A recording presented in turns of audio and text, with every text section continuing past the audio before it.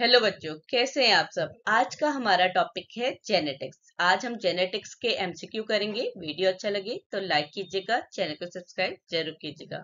चलो स्टार्ट करते हैं अपने एमसीक्यू क्वेश्चन। फर्स्ट क्वेश्चन है कि इनहेरिटेंस की बेसिक यूनिट क्या होती है। इनहेरिटेंस मीन्स क्या होता है, जब हम वंशानुगत, इसका मीनिंग है। पर इनहेरिटेंस क्या है, जो हमारा डीएनए है ना, वो एक अपने पेरेंट्स से अपनी ऑफस्प्रिंग में ट्रांसफर होता है, इनहेरिटेड होता है। तो इनहेरिटेंस की बेसिक यूनिट क्या होती है? इनहेरिटेंस की बेसिक यूनिट होती है जीन। तो सही ऑप्शन है बी, जीन। सेकंड क्वेश्चन है कि किस साइंटिस्ट को फादर ऑफ जेनेटिक्स कहा जाता है। तो जॉर्ज मेंडल को उनके काम के लिए, उन्होंने किसमें काम किया था? पी प्लांट में, मटर के पौधे में उन्होंने इनहेरिटेंस का काम किया था, जिसकी वजह से जॉर्ज मेंडल को फादर ऑफ जेनेटिक्स कहा जाता है। तो आपका सही जवाब है बी, जॉर्ज मेंडल। तीसरा क्वेश्चन है कि डीएनए मॉलिक्यूल में एडेनिन किसके साथ पेयरिंग करता है। तो डीएनए मॉलिक्यूल में एडेनिन थायमिन के साथ पेयर करता है और ग्वाइनिन साइटोसिन के साथ पेयरिंग करता है, और ये पेयरिंग हाइड्रोजन बॉन्ड के साथ होती है। तो डीएनए मॉलिक्यूल में एडेनिन थायमिन के साथ पेयरिंग करता है। तो सही जवाब है ए, थायमिन। फोर्थ क्वेश्चन है कि जीन के लिए अल्टरनेटिव टर्म क्या है। तो जीन के लिए अल्टरनेटिव टर्म होता है एली। एली क्या होता है? ये जीन की डिफरेंट फॉर्म होती है, पर क्या होता है, जब होमोलोगस क्रोमोसोम्स में सेम एली क्या हो जाए, या सेम जीन्स क्या करें, सेम पोजीशन को एक्यूपाई कर ले, तो जीन के लिए अल्टरनेटिव फॉर्म होती है एली। सही आंसर है सी, एली। पांचवा क्वेश्चन है कि एक्स्ट्रा क्रोमोसोम की प्रेजेंस की वजह से हो जाता है डाउन सिंड्रोम। तो ये कौन सा क्रोमोसोम्स अफेक्टेड होता है, मीन जहां पे एक्स्ट्रा क्रोमोसोम प्रेजेंट होता है। तो डाउन सिंड्रोम जो हमारा 31 क्रोमोसोम्स होता है, उसमें एक्स्ट्रा क्रोमोसोम की प्रेजेंस की वजह से डाउन सिंड्रोम होता है। तो आपका जवाब है ए, 31। छठा क्वेश्चन है कि ह्यूमन में नॉर्मल सोमेटिक सेल्स में कितने क्रोमोसोम प्रेजेंट होते हैं। तो नॉर्मल सोमेटिक सेल्स में टोटल हमारे 46 क्रोमोसोम प्रेजेंट होते हैं, और ये क्रोमोसोम पेयर्स की फॉर्म में होते हैं। तो आपका सही जवाब है ए, 23 पेयर्स, क्योंकि 23 प्लस 23 होता है 46। टोटल 46 होते हैं, पर ये क्रोमोसोम पेयर्स में प्रेजेंट होते हैं, इसलिए आपका सही जवाब है ए, 23 पेयर्स। सातवां क्वेश्चन है कि उस प्रोसेस का नाम क्या है जब सेल डिवीजन के दौरान जेनेटिक इंफॉर्मेशन की कॉपी होती है। तो जेनेटिक इंफॉर्मेशन मींस डीएनए। तो डीएनए अपनी आइडेंटिकल कॉपी प्रोड्यूस करता है ड्यूरिंग सेल डिवीजन। इस प्रोसेस का नाम होता है रेप्लिकेशन। तो आपका सही जवाब है सी, रेप्लिकेशन। रेप्लिकेशन में क्या होता है, डीएनए अपनी आइडेंटिकल कॉपी प्रोड्यूस करता है ड्यूरिंग सेल डिवीजन। आठवां क्वेश्चन है कि बैक्टीरिया में जेनेटिक मटेरियल क्या होता है। जितने भी लिविंग ऑर्गेनिज्म हैं, उन सब में जेनेटिक मटेरियल डीएनए होता है, एज वेल एज बैक्टीरिया। तो बैक्टीरिया में जेनेटिक मटेरियल होता है डीएनए। तो आपका सही जवाब है बी, डीएनए।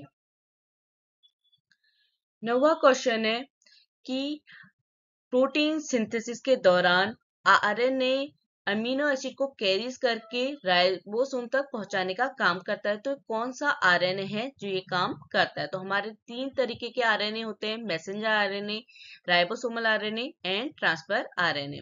ठीक है, इसमें से जो हमारा ट्रांसफर आरएनए है वो क्या करता है, प्रोटीन सिंथेसिस के दौरान अमीनो एसिड को कैरीज कर राइबोसोम तक ले जाने का काम करता है। तो आपका सही जवाब है सी, ट्रांसफर आरएनए या टीआरएनए। 10वां क्वेश्चन है कि पुनेट स्क्वायर किस चीज को प्रिडिक्ट करने के लिए यूज किया जाता है। तो पुनेट स्क्वायर फिनोटाइपिक रेशियो और जेनोटाइपिक रेशियो दोनों को प्रिडिक्ट करने के लिए यूज किया जाता है। तो आपका सही जवाब है C, both A and B.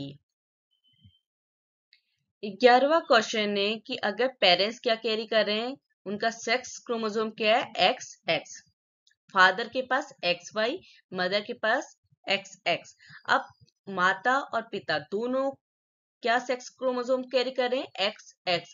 तो मेल चाइल्ड होने की प्रोबेबिलिटी क्या होगी? तो मेल चाइल्ड होने की प्रोबेबिलिटी, मेल है तो एक्स वाई, तो एक्स एक्स क्रोमोसोम होने की वजह से मेल चाइल्ड होने की प्रोबेबिलिटी हो जाएगी 50%। ये 50 मेल 50 फीमेल। तो आपका सही जवाब है सी, 50%। 12वां क्वेश्चन है कि किसी भी ऑर्गेनिज्म में ऑब्जर्वेबल कैरेक्टरिस्टिक के लिए क्या टर्म यूज किया जाता है? तो फिनोटाइप ऑब्जर्वेबल कैरेक्टरिस्टिक के लिए यूज किया जाता है। तो सही जवाब है बी, फिनोटाइप। 13वां क्वेश्चन है कि हीमोफीलिया किस चीज का एग्जाम्पल है? तो हीमोफीलिया सेक्स लिंक डिसऑर्डर का एग्जाम्पल होता है और ये कौन सा क्रोमोसोम कैरी करता है? X chromosome. तो हीमोफीलिया किसका एग्जाम्पल है? सेक्स लिंक डिसऑर्डर का। तो आपका जवाब है ए।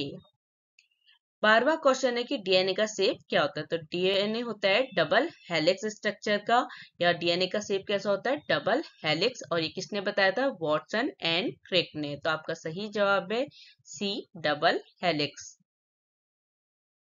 15वां क्वेश्चन है कि हंटिंगटन डिसीज क्या होती है? डोमिनेंट एली के वजह से होती है। अगर क्या है कि वन पेरेंट अफेक्टेड हो जाएगा, मतलब माता या पिता में से एक अफेक्टेड है हंटिंगटन डिसीज की वजह से, तो क्या चांसेस है कि ऑफ स्प्रिंग में ये डिसीज इनहेरिटेड होगी? तो इसके कितने चांसेस होते हैं? 50%, क्योंकि 50% माता के, 50% पेरेंट्स, सॉरी पिता के। तो मदर और फादर दोनों के अगर हम क्रोमोसोम्स की बात करेंगे तो 50% चांसेस हो सकते हैं कि उनकी ऑफ स्प्रिंग क्या हो जाएगी? अफेक्टेड हो जाएगी। तो सही जवाब है सी, 50%। 16वां क्वेश्चन है कि जो हमारे होमोलोगस क्रोमोसोम्स होते हैं इनके बीच में जेनेटिक मटेरियल की क्रॉसिंग ओवर के लिए क्या टर्म यूज किया जाता है? तो होमोलोगस क्रोमोसोम्स में जेनेटिक मटेरियल की क्रॉसिंग ओवर के लिए रिकॉम्बिनेशन टर्म यूज किया जाता है। तो सही जवाब है बी, रिकॉम्बिनेशन। 17वां क्वेश्चन है कि डीएनए में जितने ऑप्शन दिए हैं इनमें से कौन सा नाइट्रोजनस बेस नहीं मिलता है? यहाँ पे क्या है? नॉट। तो डीएनए में जो नाइट्रोजनस बेस होते हैं वो क्या होते हैं? Adenine, thymine, cytosine and guanine. Uracil RNA का नाइट्रोजनस बेस होता है जो थाइमिन को रिप्लेस करता है। तो हमारे डीएनए में यूरेसिल नाइट्रोजनस बेस प्रेजेंट नहीं होता है। तो सही जवाब है सी, यूरेसिल। 18वां क्वेश्चन है कि डीएनए रेप्लिकेशन। रेप्लिकेशन मीन जब डीएनए अपनी आइडेंटिकल कॉपी प्रोड्यूस करता है, तो उस टाइम पे डीएनए पॉलीमरेज एंजाइम का क्या काम होता है? तो DNA polymerase during DNA replication growing strand, क्योंकि डीएनए क्या कर रहा है? अपनी आइडेंटिकल कॉपी प्रोड्यूस कर रहा है, तो जो ग्रोइंग स्ट्रैंड होता है उसमें न्यूक्लियोटाइड को ऐड करने का काम करता है। तो डीएनए रेप्लिकेशन में डीएनए पॉलीमरेज क्या करता है? Add nucleotide to the growing strand. तो सही जवाब है बी। 19वां क्वेश्चन है कि मल्टीपल जीन से अगर किसी ट्रेट को डिटरमाइन कर रहे हैं तो उसके लिए क्या टर्म यूज किया जाता है? मल्टीपल मतलब बहुत ज्यादा। तो किसी ट्रेट को मल्टीपल जीन से डिटरमाइन कर रहे हैं तो उसके लिए पॉलीजेनिक ट्रेट यूज किया जाता है। पॉली मीन्स बहुत ज्यादा। ठीक है, तो आपका सही ऑप्शन है सी, पॉलीजेनिक ट्रेट। 20वां क्वेश्चन है कि ह्यूमंस में ऑफ स्प्रिंग मीन्स जो बच्चे होते हैं उनका सेक्स कैसे डिटरमाइन किया जाता है? तो ह्यूमंस में ऑफ स्प्रिंग का सेक्स बोथ पेरेंट्स का क्रोमोसोम से डिटरमाइन होता है, क्योंकि माता और पिता दोनों से ही पता चलता है कि बच्चे का ऑफस्प्रिंग का सेक्स क्या होगा। ठीक है, तो आपका सही जवाब है C, combination of both parents chromosomes. 21वां क्वेश्चन है कि म्यूटेशन के लिए क्या टर्म यूज होता है जब सिंगल न्यूक्लियोटाइड चेंज हो जाए? म्यूटेशन मीन्स कि जब क्या होता है जेनेटिक कोड में चेंजेस आ जाए या परिवर्तन हो जाए तो उसका मतलब क्या होता है? म्यूटेशन। और ये म्यूटेशन क्या हो? सिंगल न्यूक्लियोटाइड चेंज के लिए। तब हम म्यूटेशन के लिए क्या टर्म यूज करते हैं? सब्स्टिट्यूशन। तो सही जवाब है सी, सब्स्टिट्यूशन। 22वां क्वेश्चन है कि ह्यूमन जीनोम प्रोजेक्ट का पर्पस क्या है? तो ह्यूमन जीनोम प्रोजेक्ट का पर्पस है कि ह्यूमन जीनोम में जितने भी जीन्स हैं उनकी सीक्वेंसिंग और मैपिंग करना। तो सही जवाब है B, to sequence and map the entire human genome. 23वां क्वेश्चन है कि डीएनए टेम्पलेट से आरएनए की सिंथेसिस की प्रोसेस को क्या कहते हैं? तो डीएनए से हमेशा जो आरएनए है वो कैसे सिंथेसाइज होता है? डीएनए से, और इस प्रोसेस का नाम होता है ट्रांसक्रिप्शन। तो सही जवाब है बी, ट्रांसक्रिप्शन। 24वां क्वेश्चन है कि सेक्स लिंक्ड डिसऑर्डर का एग्जाम्पल क्या है, या जितने भी आपको ऑप्शन दिए हैं उनमें से सेक्स लिंक्ड डिसऑर्डर कौन सा है? तो हीमोफीलिया सेक्स लिंक्ड डिसऑर्डर होता है, तो सही जवाब है बी, हीमोफीलिया। 25वां क्वेश्चन है कि उस ट्रेट के लिए हम क्या टर्म यूज करेंगे जो तभी एक्सप्रेस होता है जब बोथ एलीज प्रेजेंट होते हैं। ठीक है, एक्सप्रेस ओनली तभी यूज होता है जब दोनों एलीज क्या हो, प्रेजेंट हो। तो ये इसके लिए हम टर्म यूज करते हैं को डोमिनेंट ट्रेट, तो सही जवाब है सी। 26वां क्वेश्चन है कि प्रोटीन सिंथेसिस में ट्रांसफर आरएनए का क्या रोल होता है, क्या काम होता है? तो प्रोटीन सिंथेसिस में ट्रांसफर आरएनए अमीनो एसिड को कैरीज करके राइबोसोम तक ले जाने का काम करते हैं, तो सही जवाब है A, carries amino acid to the ribosomes. 27वां क्वेश्चन है कि ऑटोसोमल रिसेसिव डिसऑर्डर की कैरेक्टरिस्टिक क्या होती है? तो ऑटोसोमल रिसेसिव डिसऑर्डर में सिबलिंग में ये डिसऑर्डर तभी शो होता है, तभी अपेयर होता है जब दोनों पेरेंट्स से कैरी करते हैं, तो सही जवाब है affected individual often have affected sibling. क्योंकि क्या है कि अगर दोनों पेरेंट्स में है तो क्या है, सिबलिंग्स में आएगी, भाई बहनों या भाई भाई बहन बहन में, सिबलिंग्स में ये डिसऑर्डर आएगा ही आएगा। तो ऑटोसोमल रिसेसिव डिसऑर्डर का क्या कैरेक्टरिस्टिक है कि जब दोनों पेरेंट इसे कैरी करते हैं तो ये सिबलिंग्स में शो होती है, तो सही जवाब है B, affected individual often have affected siblings. 28वां क्वेश्चन है कि उस प्रोसेस का नाम क्या है जब आरएनए मैसेंजर आरएनए से इंफॉर्मेशन यूज करके प्रोटीन बिल्ड की जाती है या प्रोटीन सिंथेसिस की जाती है?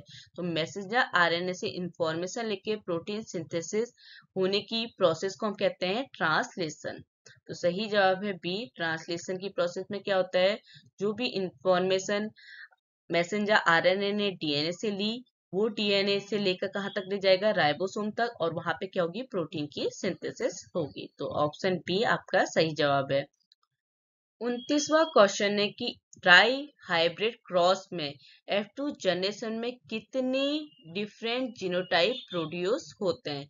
तो डाई हाइब्रिड क्रॉस में 16 डिफरेंट जीनोटाइप F2 जनरेशन में प्रोड्यूस होते हैं, तो सही जवाब है सी, 16। लास्ट क्वेश्चन है कि जेनेटिक म्यूटेशन के लिए कौन सा स्टेटमेंट ट्रू है? जितने भी आपको ऑप्शन दिए हैं उनमें से कौन सा स्टेटमेंट जेनेटिक म्यूटेशन के लिए ट्रू है? तो हमारा जो म्यूटेशन है वो क्या होता है, इनहेरिटेड होता है, मतलब अगर वो माता पिता से है तो बच्चों तक होने की चांसेस होते हैं, तो आपका सही जवाब है C, mutation can be inherited. Video अच्छा लगे तो लाइक कीजिएगा, चैनल को सब्सक्राइब जरूर कीजिएगा। Thank you.